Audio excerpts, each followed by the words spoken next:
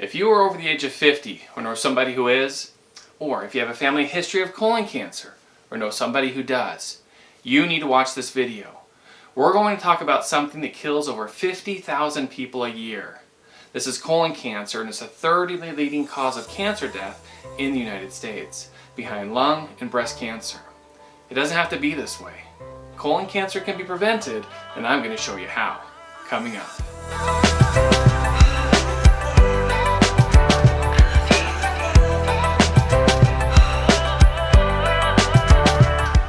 Welcome to Family Med, your medical home for practical and accurate information to help your family make healthy decisions. I'm Dr. Eric Richardson. My passion is helping you cut through all the health information clutter on the internet. If that sounds like the kind of information you or your family needs, make sure you follow along with us. Hit that subscribe button and share it with your friends. Okay, so you heard me right. We're going to tell you how you can pretty much prevent you or your loved ones from getting colon cancer. Anybody who's gone through it or knows somebody who has as well knows that colon cancer is an extremely difficult thing to have to go through. The hard part about colon cancer, though, is that once you start having symptoms, the cancer is oftentimes very advanced and difficult to treat. Common symptoms are things such as a change of bowel habits, such as diarrhea, constipation, narrowing of the stools, that lasts for several days or if not even more. A feeling that you need to have a bowel movement that is not relieved by doing so. Rectal bleeding, dark stools or blood in the stool, cramping or abdominal pain, weakness and fatigue, unintended weight loss. Certainly, if you have any of these symptoms, get into your doctor right away. Our point in this video, though, is not to have you wait until you get these symptoms like that before we do anything. Our purpose today is to teach you how you can prevent you or a loved one from even getting to this point. To prevent colon cancer, it's important to understand a little bit about how it comes about. Colon cancer starts as a little growth in the colon wall. We call it a polyp. And certain kinds of polyps, if left alone, can then turn into colon cancer. So we don't want to leave them alone. Prevention of colon cancer is going to center around getting the appropriate screening. We're going to go through the options here in a minute. But who needs to be screened? Well, quite simply, everybody at some point. But more specifically, most people recommend that you should start screening for colon cancer at age 50.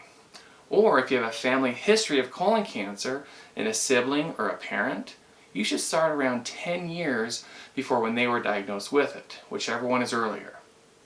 When we talk about screening, it's important to realize that we're talking about people who don't have symptoms. If you have any of those symptoms that we just talked about, you need to get your doctor and have them evaluated. That's not screening. That's looking for a diagnosis. So what are your options for screening?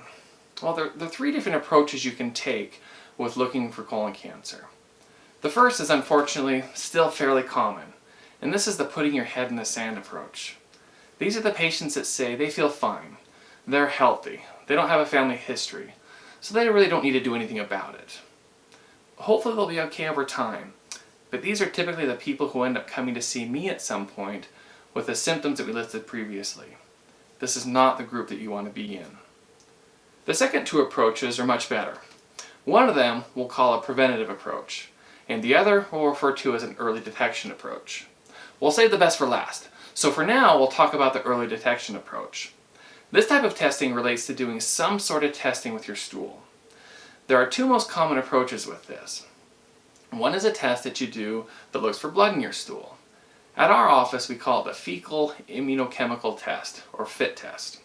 This test looks for hidden blood in the stool, which can be an early sign of colon cancer. This test needs to be done every year in order for it to be helpful. Usually you're given a card by your doctor or the lab, you put some stool on it and send it in to be evaluated. The second common stool test is one that you may see advertised. This is the Cologuard Test. This test is done through a prescription from your doctor. It's a stool test as well, but it looks for evidence of DNA of colon cancers and certain kind of high-risk precancerous lesions in the colon. This is a decent test and is recommended that you do it every 3 years. It's not a perfect test, nothing is, but it does do a good job of catching things early. The good thing about this is that it's not invasive. You don't have to do it as often as the other stool test. However, it is more expensive. It's typically around $600, and not all insurances will cover this. You'd have to check with yours on whether they do. If you have a family history of colon cancer or symptoms, then this test is not appropriate.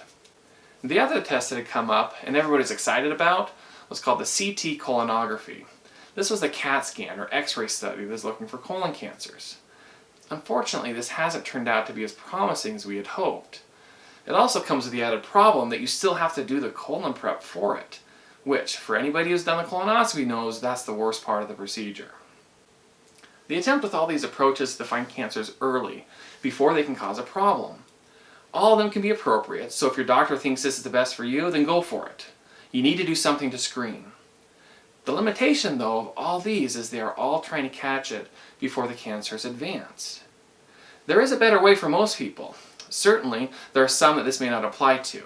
But for the majority, there is a way that you can prevent colon cancer from forming in the first place. This is by doing the colonoscopy. The colonoscopy is a procedure where you do some sort of preparation by taking things that will clean your colon out. There are a few different ways to do this, but it's very important you do it well. If you don't get a clear colon, you can't get a good study. Once you are clear, the doctor who does this will sedate you so that you don't know what's going on. Then take a small tube-shaped camera and get a better look up inside your colon. Now, how does this help you prevent colon cancer, you may be asking? Well, remember how we talked about the start of colon cancer begins with a small growth in the colon wall, called a polyp. If left alone, this polyp has a chance of turning into a colon cancer. Now, the problem with polyps is they don't have symptoms. You don't feel them. You don't know that you have them. And there really isn't any way to know that you have them unless you go looking for them. And unfortunately, if you wait until you start having symptoms, then it oftentimes can be too late. So in a colonoscopy, they're able to go get in the colon, look around for these polyps. If they find them, they can remove them right there. And you can potentially cure a cancer before it's even been able to turn into one. That's the beauty of this procedure. Now, are there risks? Certainly. Is it something that you want to do all the time? Well, no. But it sure is better than getting colon cancer. The best part about it, though, is that if it's normal and you don't have a strong family history of colon cancer, then you don't have to worry about doing it again for 10 years. Now, if they do find a polyp, depending on how many and what type it is, you may have to do it more frequent.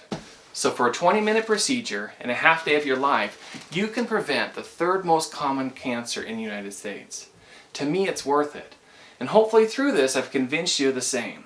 So go and talk to your doctor and see what kind of colon cancer screening is right for you. There are certainly exceptions, but the vast majority of colon cancer cases can be avoided if you just get the proper screening. And best of all, one is a mandated covered screening test, so typically it's free. So there are no excuses. Go and get it done if you haven't yet. Or go get your parents or loved ones to get it done if they're due. You don't want to regret not having done one when I have to call you into the office and tell you that your abdominal pain is colon cancer. That is the worst part of my job. Well, I hope you found this information presented today to be useful. If you did, don't forget to like, subscribe, and even hit that notification button, as well as share it with your friends. This is key to helping me to be able to produce this kind of content for you. So until next time, this is Family Med with Dr. Richardson. And remember, get your colonoscopy. And don't forget to take care of your body, because it's the only one you